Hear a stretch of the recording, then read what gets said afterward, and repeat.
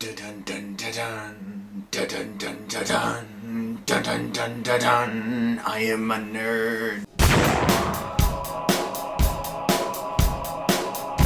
Alright, now I just want to say really quickly for anyone who isn't familiar with me, I never spoil. Absolutely zero spoilers here.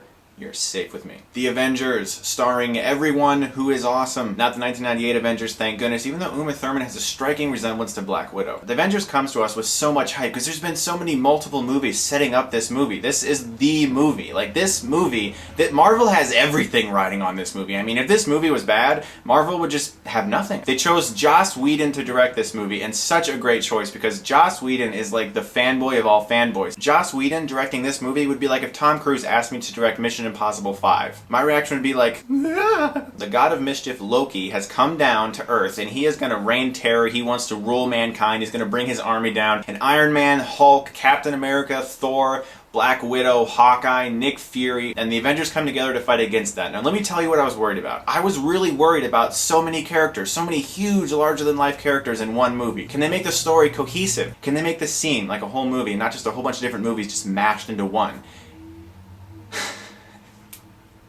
Yes, they really can. I adored this movie. I love this movie. I was so pleased with mankind. Now, I could easily geek out right now and say this movie was so awesome, and the action was so cool, and the special effects and everything. And it was great. But I want to talk to you guys about the things that make this movie so good. The characters in this movie are so fleshed out. Each character is revealed to have many layers, lots of depth, reasons for doing why they're doing what they're doing. In my opinion, the best comic book movies are the ones where you can care about those superheroes and you start to forget that they're dressed in tights and, you know, bat ears and all that stuff. You start to forget about that and you look at that person as a human being with real problems, struggles, and difficulties. And that's what the Avengers has. Each one of these characters, they're people, they're characters, they're actual, like, you care about them. They're fleshed out individuals. Let's talk about the acting in this movie, starting with Loki. Best comic book movie villain since the Joker in The Dark Knight, without a doubt. His character was all different types of things. Evil, funny, devious, but it wasn't just those things, those standard things that make a villain great. It was the fact that his villain knew the ways to get under each member of the Avengers' skin. He knew every little button to push on the Avengers. He knew exactly how to get under their skin, and he was so maniacal and just mischievous. God of mischief, it makes sense. And without a villain that strong and a movie with so many larger-than-life heroes, this movie would not have worked, and Loki brings the money, man. Oh my god. And that brings me to Thor, who is the brother of Loki. Now that is really great, because that is a dynamic and emotional relationship between these two characters that no one else on the Avengers team can have. And seeing them face off kind of reminded me of when Obi-Wan Kenobi and Darth Vader first met in Star Wars. Seeing that face off and the emotional battle between those two characters throughout the movie just added a whole nother layer to the movie. Chris Hemsworth was great as Thor too. I thought he was even better in this movie than he was in Thor, and he's just perfect for Thor. He's funny, he's likable, and he's good. He's a good actor. Now let's talk about Scarlett Johansson. For a long time, one of the things I heard quite often before this movie came out was Scarlett Johansson, what is she going to do in this movie? She's a human, you know? She's just really good at kicking butt. She's not going to be able to hold her own amongst the Hulk and Captain America and all these huge people. Wow. If you see this movie and don't think that Black Widow should be there, you are incorrect. She kicks so much butt in this movie, it's insane.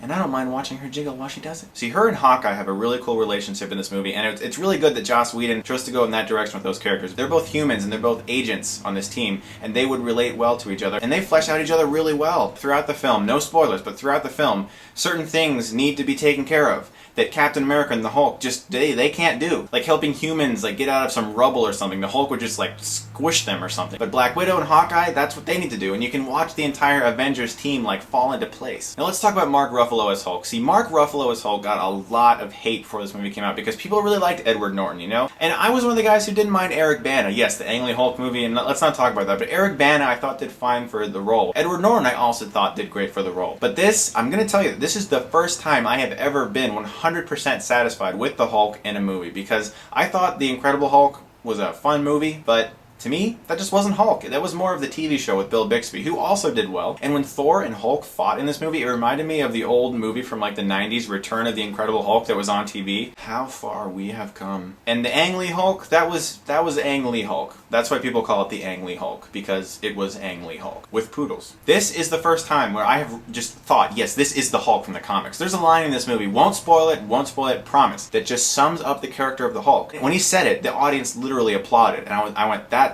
the Hulk. That's Hulk right there. Mark Ruffalo, perfect, man.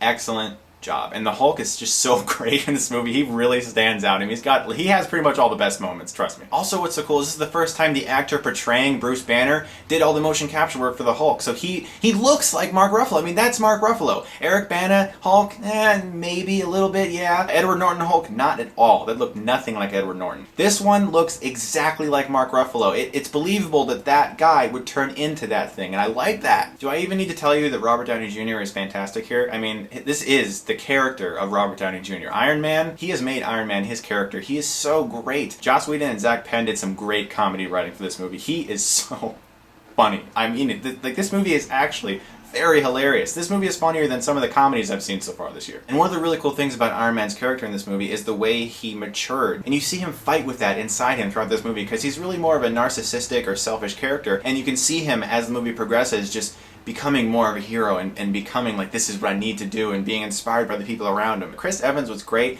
Once again, as Captain America, I thought he did really well in the first movie. I really liked him here, and one of the really cool things about his character, I'm getting back to characters a lot because the characters are why this movie is so good. It's cool to see Captain America still learning and experiencing new things since he's from, a previous time. It's cool seeing him reacting to things and seeing if he can understand jokes and stuff. It's really, really good, smart writing. And his relationship with Robert Downey Jr., you get a little bit of a hint of that in the teaser where they're arguing. His relationship with them and the way they bounce off one another as the film continues, such a great thing to see. There is nothing better than seeing Samuel L. Jackson in an eye patch giving orders. Okay, there's nothing. Samuel L. Jackson, man, you can just sit there and I'm entertained by you. And one of the things I loved about this movie was how it really showed how each member of the Avengers was integral to the team functioning correctly. You could see how everything fit into place with each one of these characters and how they would solve problems. Since you will want to know, yes, I did see it in 3D. I never really feel that 3D is terribly necessary. I think the last 30 minutes of this movie in 3D, yeah, that's some pretty cool stuff. But if you're gonna see it in 2D,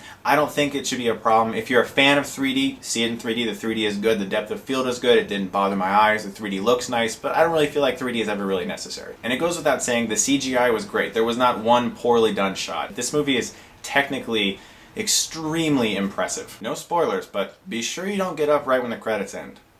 That's all I'll say. In my opinion, this is the best Marvel movie ever made. The great balance of characters with action with a terrific villain. There is not another grade I could give this movie other than an A+.